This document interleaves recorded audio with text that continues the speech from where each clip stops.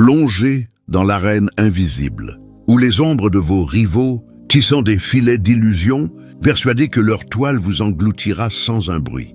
Comme un vent chargé de secrets qui murmure avant la tempête, leur complot se déploie, mais vous, sentinelles de votre propre destin, avez déjà perçu les fissures dans leur manigance, transformant leurs pièges en miroirs de leur propre chute. Tel un phénix qui absorbe les flammes pour renaître en armure impénétrable, votre histoire se réinvente ici, défiant les chaînes invisibles avec une élégance qui éclipse toute machination. Élu, je m'appelle Augustin Sandro, noble serviteur de Dieu Tout-Puissant, est prêt à t'accompagner et à te guider à marcher dans la foi divine. Engage-toi et apprête-toi pour écouter ces paroles divines. Ils étaient convaincus de vous tenir, sans vaciller, sans ombre d'hésitation. Dans leur esprit, le guet-apens était impeccable, le dénouement inévitable. Ils avaient déjà répété leur discours de triomphe, déjà visualisé votre effondrement. Telle était leur assurance inébranlable. Mais voici la réalité. Une confiance érigée sur des mensonges reste fragile. Et au moment où vous avez refusé d'endosser le rôle assigné, leur stratégie entière s'est lézardée. Le calme qui a suivi n'était pas harmonie. C'était le choc de rivaux, découvrant que l'élu n'avait pas trébuché là où il l'attendait. Ce calme pesait, imprégné de leur incrédulité, de leur fureur, de leur frénésie à réviser une conclusion qu'ils croyaient maîtriser. Observez autour de vous. L'ambiance a muté. Vous sentez presque la masse de leur intrigue ratée flotter dans l'atmosphère. C'est le genre de pression qu'on perçoit après le passage d'une bourrasque. Tout semble plus discret, mais pas par sérénité. C'est parce que vos rivaux se tairent, murmurent, analysent ce qui a déraillé. Ils ont monté la scène. Ils ont installé les projecteurs, persuadés que vous y entreriez les yeux bandés. Au lieu de cela, vous avez retourné la lumière sur eux. Leurs expressions les ont trahis. Leur bienveillance feinte s'est désagrégée. Leurs récits ont commencé à s'en mêler. Ce qu'ils estimaient infaillible est devenu maladroit sous votre vigilance. Vous n'avez pas seulement évité le piège, vous l'avez démasqué. Et élu, c'est ce qui les rend furieux. Non pas votre évasion, mais votre perspicacité. Vous n'avez pas eu besoin de preuves, pas de dossiers empilés avec soin. Vous avez lu les vibrations, capté les intonations, remarqué le décalage étrange dans les timings, les coïncidences trop idéales. Vous avez détecté les traces qu'ils croyaient effacées. Savez-vous à quel point c'est effrayant pour quelqu'un qui fonde son ascendant sur la tromperie que d'être perçu avant même d'agir? C'est ce qui les ronge de l'intérieur. Avant de plonger plus profond, je veux que tu prennes un instant pour écrire « Je suis protégé et je vois clair » dans les commentaires. Ce n'est pas une simple phrase, c'est un cœur collectif. Maintenant, poussons plus fort. Leur complot n'a pas seulement capoté en privé, il a échoué au grand jour. Ils voulaient vous voir paniquer, vous effondrer, lâcher prise. Au lieu de cela, vous leur avez offert du calme, de l'inquiétude. La seule chose pour laquelle ils étaient démunis, la netteté. Cet instant où vous les avez fixés, non avec terreur, non avec doute, mais avec cette reconnaissance paisible qui affirme « Je sais précisément ce que vous tramez ». Ce regard les a ébranlés. Il a dépouillé leur numéro de son ascendant et les a laissés nus, sous le faisceau qu'ils avaient destiné à vous. C'est pourquoi leur fureur explose maintenant, car le piège n'était pas seulement vain, il s'est retourné contre eux. L'énergie dépensée pour vous abattre a ricoché. Ce sont eux qui stagnent dans le désarroi, la frustration, la colère, revivant chaque élément de l'effondrement. Ils se figuraient anticiper votre prochain geste. Contrôlez votre réponse. Mais les élus ne suivent pas le scénario dicté par les rivaux. Vous ne pénétrez pas une cage juste parce qu'on l'a ornée de fleurs. Vous ne buvez pas d'une coupe juste parce qu'elle miroite. Vous avez discerné les failles dans leurs fables et fait confiance à la paix intérieure qui susurrait. Attends, quelque chose cloche. Cette paix vous a préservé. Et c'est pourquoi le cosmos vous garde toujours un pas en avance. Non par obsession, non par rumination, mais parce que vous avez appris à écouter ce que les autres négligent. L'intonation, la pause, le virage dans l'aura de quelqu'un quand il dissimule. C'est une aptitude née de la survie, affinée par les épreuves. Et c'est précisément pourquoi leurs embûches vous paraissent évidentes, même quand elles semblent invisibles aux autres. Et maintenant, il ne reste qu'avec leur rage. Rage que vous n'ayez pas cédé. Rage que vous n'ayez pas joué le rôle. Rage que la fable qu'ils ont ourdie en secret ait été déchirée en public. Ils sont furieux car leur stratégie idéale n'a pas seulement flanché. Elle les a rendus ridicules. Et rien n'exaspère plus un trompeur que d'être démasqué par l'être même qu'il croyait dominer. Alors, voici où cela devient concret. Car ce n'est pas seulement une chronique sur un piège. C'est sur comment vous l'avez perçu, démantelé, et pourquoi il bouille de rage à présent. Et si vous êtes là, acquiescent, sentant cette reconnaissance tranquille dans votre poitrine, alors vous savez que ce discours était destiné à vous. Je veux que vous marquiez une pause et déposez en réaction le chiffre 55. Car ce nombre proclame haut et fort: je perce les mirages. Je fais confiance à ma vue et on ne me dupe pas. Cet acte n'est pas une simple réaction. C'est une affirmation, un memento que vous vous dressez dans votre force même quand ils perdent la leur. Et croyez-moi quand je vous dis, si vous arpentez vraiment comme un élu, vous ne vous contenterez pas d'écouter à mi-chemin. Vous vous sentirez attiré à rester jusqu'au terme ultime. Car cette chronique n'est pas close, elle se déploie et chaque étape compte. Alors penchez-vous, restez ancrés car plus nous creusons, plus il devient clair pourquoi leur fureur atteste votre conquête. Maintenant, déconstruisons étape par étape. Et faites-moi confiance, vous ne voudrez pas rater la suite. Premier point, ils ont confondu votre calme avec de l'ignorance. Ne prenez jamais l'observation discrète pour de l'aveuglement.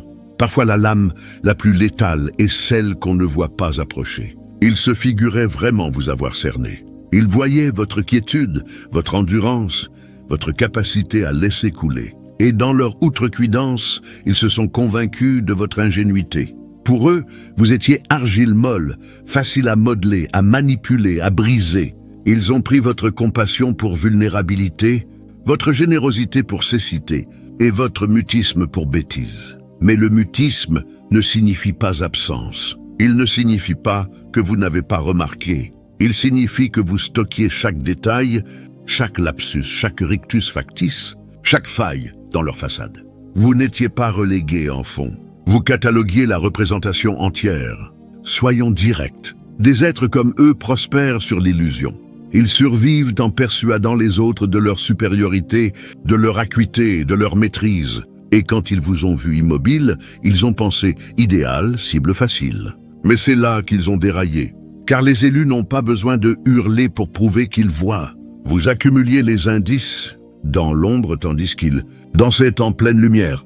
Vous observiez comment leurs gestes ne s'alignaient jamais avec leurs paroles, comment leurs vibrations mutaient dès que la vérité approchait, comment leurs éloges portaient toujours un arrière-goût étrange de domination. Ils estimaient que vous ne prêtiez pas attention, mais vous disséquiez les mécanismes mêmes de leurs faux semblants. Et voici l'aspect qui les lacère le plus. Vous les avez laissés croire à leur triomphe. Vous n'avez pas bondi pour les dénoncer. Vous n'avez pas gaspillé votre souffle à débattre. Vous ne leur avez pas offert la satisfaction de vous voir craquer. Au lieu, vous leur avez donné du lest. Et comme tous sautent aveuglés par la suffisance, ils ont utilisé ce lest pour nouer leur propre nœud coulant. Votre retenue n'était pas bêtise, c'était tactique. Vous saisissiez quelque chose qu'ils ignoraient. Dévoiler un menteur trop tôt lui offre temps pour vriller. Nier, vous peindre comme instable. Alors vous avez patienté. Vous les avez laissés accumuler leurs propres incohérences. Vous les avez laissés creuser un tombeau si profond que quand vous avez enfin parlé, l'évasion était impossible. Cela ne tranche-t-il pas plus profondément que toute insulte immédiate? Réfléchissez. Ils anticipèrent votre panique, votre supplication, votre adhésion à leur scénario. Au lieu, vous êtes resté en retrait avec ce calme qui effraie plus que la fureur. Votre calme était arme, votre quiétude était tactique, votre mutisme était le tonnerre pré-tempête. Et quand vous avez enfin agi, ce n'était pas chaotique. C'était précis, chirurgical, irréfutable. Un mot de vous a exposé l'architecture entière de leur manigance. Voilà pourquoi ils ne sont pas seulement humiliés, ils sont terrifiés. Car si vous avez capté cela, qu'avez-vous perçu d'autre? Qu'avez-vous gardé qui n'a pas encore été révélé? Laissez-moi vous poser une question, élu. Avez-vous remarqué comment les plus furieux dans votre fable actuelle sont ceux qui vous croyaient en poche ceux qui juraient votre crédulité, ceux qui ricanaient dans votre dos. Pourquoi pensez-vous que leur rage consume plus que tout autre? C'est parce qu'ils n'ont pas seulement été démasqués, ils l'ont été par l'être même qu'ils mésestimaient le plus. Cette humiliation lacère plus que tout assaut direct. C'est une chose de céder face à un respecté, mais de céder face à celui qu'on raillait, qu'on qualifiait d'idiot, qu'on pensait dominer. Cette humiliation les ronge vivants. Voici où la métaphore atterrit. Vous n'étiez jamais leur proie. Vous étiez le traqueur qui laissait le gibier se dévoiler. Tandis qu'ils semaient des appâts pour vous attirer, vous pistiez leurs traces dans la boue. Tandis qu'ils simulèrent des rictus, vous notiez la crispation de leurs mâchoires, le tremblement vocal, la manière dont leurs fables variaient selon l'auditoire. Ils performaient, vous décodiez, et ultimement, qui détenait vraiment l'ascendant. La réalité est que des êtres comme eux ne craignent pas le mépris. Ils craignent la visibilité, et vous les avez vus intégralement. Voilà pourquoi leur fureur est si stridente maintenant.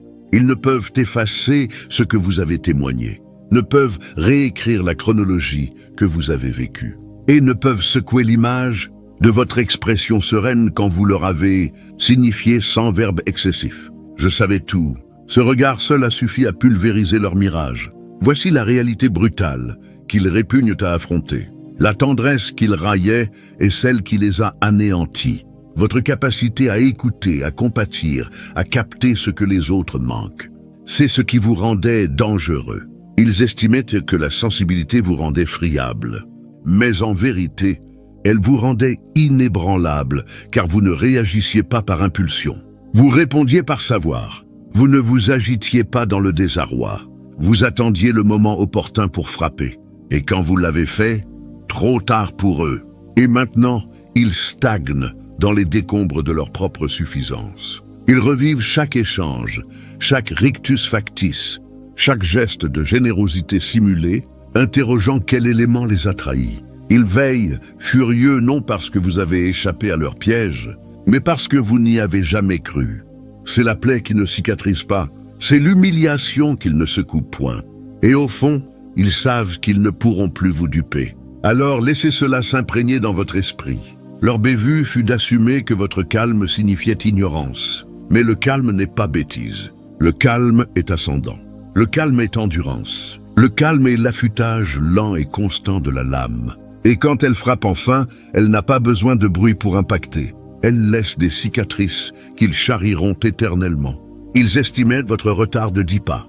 En vérité, vous aviez 10 pas d'avance. Et c'est pourquoi leur fureur explose.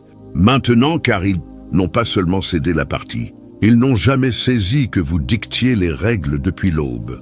Deuxième point, vous les avez laissés ériger leur propre cage et verrouiller l'entrée. La sanction suprême pour un trompeur n'est pas d'être stoppé prématurément. C'est d'être autorisé à achever le chef-d'œuvre de sa propre ruine. Ils vous jugeaient inerte, trop lent à saisir. Chaque pièce qu'ils positionnaient, ils échangeaient des regards suffisants, comme si vous avanciez les yeux clos dans leur filet. Ce qu'ils ignoraient, c'est que vous n'avanciez pas à l'aveugle. Vous observiez phase par phase, les laissant dévoiler chaque carte cachée, chaque astuce, chaque mobile. Vous n'avez pas interrompu la représentation. Vous leur avez cédé la scène, et par cela, assez d'espace pour se pendre avec leur propre texte. Le démasquage requiert achèvement. Un mensonge inachevé peut encore se dissimuler, mais un piège complété révèle son artisan. Imaginez quelqu'un installant un piège à souris au milieu de la pièce. Si vous l'arrêtez à mi-chemin, il le masque, efface les traces, feint l'innocence. Mais si vous le laissez terminer, s'éloigner convaincu de son œuvre parfaite, la preuve trône seule. C'est précisément ce que vous avez accompli. Vous les avez laissés finaliser l'installation pour que quand la réalité affleure, nulle fuite, nulle dénégation. Non, tu exagères. Vous avez laissé leur outrecuidance devenir les clous de leur propre tombeau. Et c'est ce qui les glace suprêmement à présent.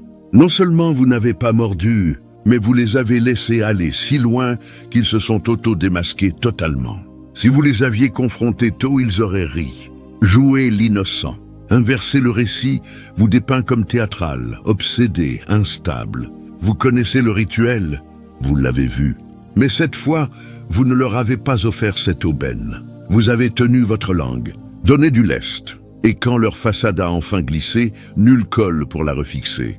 L'endurance n'est pas vulnérabilité. N'est-ce pas ce qui rend votre ascendant si déstabilisant pour eux? Ce refus serein d'interrompre leur numéro. Tandis qu'ils complotaient, vous cataloguiez. Tandis qu'ils simulaient la générosité, vous notiez comment leur langage corporel contredisait leurs paroles. Tandis qu'ils feignaient l'inquiétude, vous captiez le retard dans leurs pupilles, la raideur dans leur rictus, la manière dont leur curiosité pour votre existence surgissait comme un texte sur fiche. Ils vous estimaient acquiescent, avalant la mise en scène, mais vous étiez le spectateur qui avait déjà lu le texte. Et voici l'interrogation qu'ils se posent maintenant. S'ils ont perçu cela, qu'ont-ils vu d'autre? C'est l'obsession qui les ronge car ils savent que ce n'était pas la première manigance. Ils savent que ce n'était pas la première fois qu'ils orchestraient contre vous. Mais cette fois, pris la main dans le sac, et une fois prouvé que quelqu'un peut percer le voile, l'illusion s'effondre à jamais. Imaginez une araignée tissant sa toile avec précision absolue, convaincue que la mouche est piégée. Mais quand la lumière frappe, l'araignée réalise qu'elle est enlisée dans ses propres fils. C'est le tableau où ils stagnent. Ils estimaient la toile pour vous. Ignoraient qu'ils se tenaient au centre, dénudés, incapables de bouger sans déchirer le piège qu'ils ont tissé. C'est la beauté de votre tactique. Vous n'avez pas résisté, pas agité. Vous les avez laissés filer jusqu'à ce que leur orgueil rende l'évasion impossible. Et maintenant, avec le faisceau braqué, la scène entière révèle non votre chute, mais leur conception. Et dites-moi, élus, n'est-ce pas presque poétique de savoir que la suffisance qu'ils utilisaient pour vous railler est celle qui les a anéantis? Ils croyaient l'endurance signifiait vulnérabilité. Croyaient la compassion signifiait cécité. Croyant le mutisme signifiait bêtise. Mais vous avez armé les trois. Vous les avez laissés croire à leur maîtrise. Et cette assurance factice les a propulsés dans la surexposition. Ils ont surjoué, dévoilé leurs signes. Et quand le voile est tombé, ils étaient les seuls coupables sous la lumière. Désormais, ils ne peuvent l'expliquer. Trop évident, trop détaillé, trop documenté. Leurs paumes sont souillées, et nul lavage ne les purifie. Et voici ce qui attise leur rage. Vous n'avez pas riposté avec le désordre escompté, pas supplié la netteté, pas lutté pour rester dans leur fable. Vous êtes partis avec aplomb, netteté, et ce rictus terrifiant qui affirmait « J'ai tout vu, et je n'ai même pas besoin de rétribution ». La défaite suprême n'est pas quand l'adversaire riposte. C'est quand il s'éloigne, laissant l'autre dans son propre bourbier. Voilà pourquoi ils sont furieux, car vous ne leur avez pas offert la satisfaction d'une réponse. Vous n'avez pas cédé, pas pleuré devant eux, pas débattu ni tenté de prouver votre mérite. Vous avez simplement laissé le piège s'effondrer sous son propre poids et parti libre. C'est ascendant, et cela les rend déments. Ils stagnent avec une faute ineffaçable, des preuves indélébiles, une fable incontrôlable. Imaginez un illusionniste exécutant un tour pour la foule, escomptant ovation. Mais à mi-parcours, l'assistant tire le voile et révèle chaque fil caché, chaque miroir, chaque compartiment secret. La foule halète, non au tour, mais à la fraude sous-jacente. L'illusionniste n'est pas seulement humilié, il est ruiné. C'est le degré de démasquage que vous avez infligé à vos rivaux, et ils ne vous pardonneront jamais. Alors remémorez cela, vous n'avez pas échappé à leur piège par hasard. Vous l'avez démantelé avec tactique. Vous saviez leurs actes et les avez laissés achever car vous saisissiez la réalité. Seul l'achèvement révèle le démasquage. Voilà pourquoi votre calme surpassait tout affrontement. Voilà pourquoi votre sérénité consumait plus que tout cri. Et voilà pourquoi leur fureur est incommensurable maintenant. Ils ont posé le piège parfait.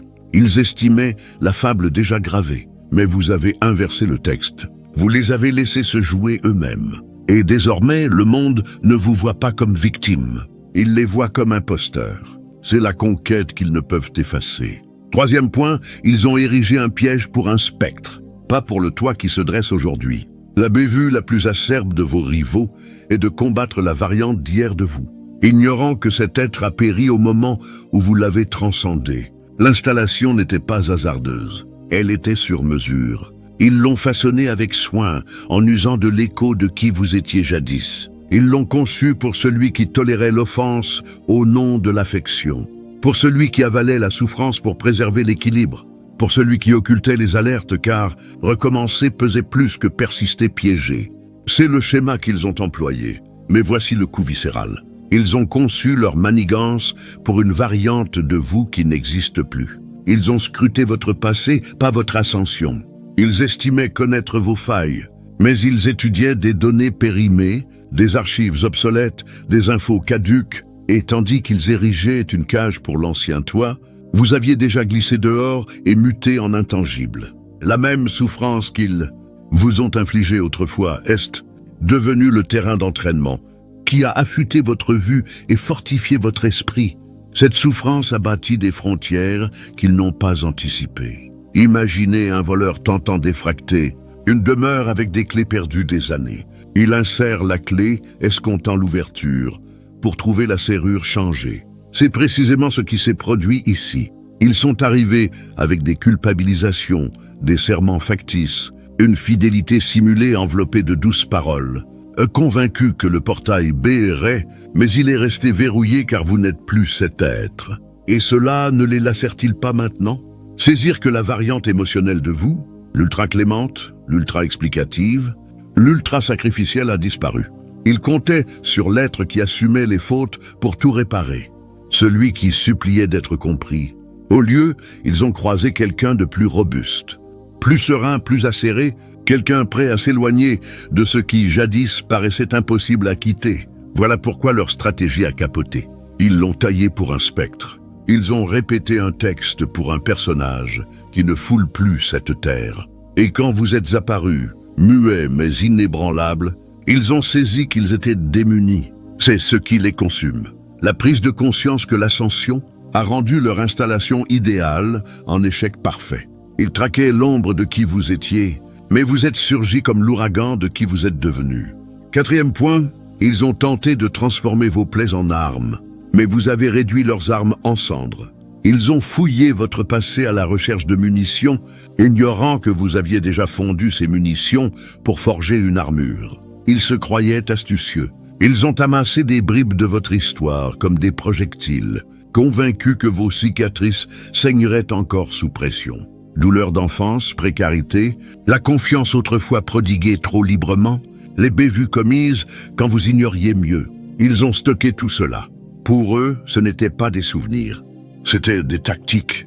Ils présumaient que presser les mêmes leviers déclencherait les mêmes réponses. Ils désiraient le toit prévisible, le toit friable, la variante qui cédait sous charge. Mais voici où ils ont mal évalué. Vous vous êtes scruté plus profondément qu'ils ne l'ont fait. Imaginez un pirate tentant d'effracter un système avec des codes périmés pour découvrir que l'ensemble du logiciel a été mis à jour. C'est ce qu'ils ont affronté. Tandis qu'ils mémorisaient vos anciens déclencheurs, vous guérissiez. Tandis qu'ils répétaient vos fautes passées, vous réécriviez vos schémas. Tandis qu'ils tentaient de vous jouer avec des spectres d'abandon et de mutisme, vous appreniez à tenir dans la solitude sans sombrer. Votre passé peut vous expliquer, mais ne vous définit plus. Ils ont évoqué dysfonction, blessures familiales, félonie, tout estimant que cela vous engourdirait comme autrefois. Mais vous n'avez pas engourdi cette fois. Vous avez clarifié. Ils guettaient larmes, mais ont reçu quiétude. Ils guettaient débat, mais ont reçu mutisme. Non le mutisme de vulnérabilité, mais le mutisme qui terrifie les manipulateurs car il signifie perte de maîtrise. Et cela ne les lacère-t-il pas maintenant? Ils étaient armés pour la variante de vous qui quémandait clôture, qui convoitait approbation, qui se nouait pour mériter miettes d'affection. Mais vous n'avez plus besoin de leurs regrets, ni de leur aval. Vous avez édifié une base qu'ils n'ont pas vue car ils ne cherchaient pas vigueur. Ils cherchaient faille. Imaginez cela. Ils sont entrés sur l'arène brandissant l'âme de votre passé. Mais vous êtes surgis revêtus d'armures forgées de chaque entaille qu'ils vous ont laissée. Voilà pourquoi leur tactique s'est effondrée. Ils ont armé ce qu'ils estimaient savoir. Mais vous avez vaincu avec ce qu'ils négligeaient. Votre ascension, votre discernement, votre harmonie. Et l'harmonie, brandie par un guéri, est l'arme la plus terrifiante. Pour ancrer cette victoire spirituelle dans le quotidien, Adopte ces pratiques pures et concrètes. Chaque matin, médite en visualisant une lumière intérieure qui consume les pièges passés, renforçant ton discernement pour percevoir les vibrations cachées. Journalise les motifs de trahison observés pour transformer le regret en sagesse, remerciant l'univers pour les leçons qui t'ont élevé. Et porte un symbole personnel comme un talisman, le touchant quand le doute surgit, en affirmant intérieurement « mon calme est de ma force » et les illusions se brisent devant ma vérité. Ces gestes, inspirés par Augustin Sandro, transforment la rage des autres en carburant pour ton ascension et te gardent aligné avec la puissance qui te protège depuis toujours.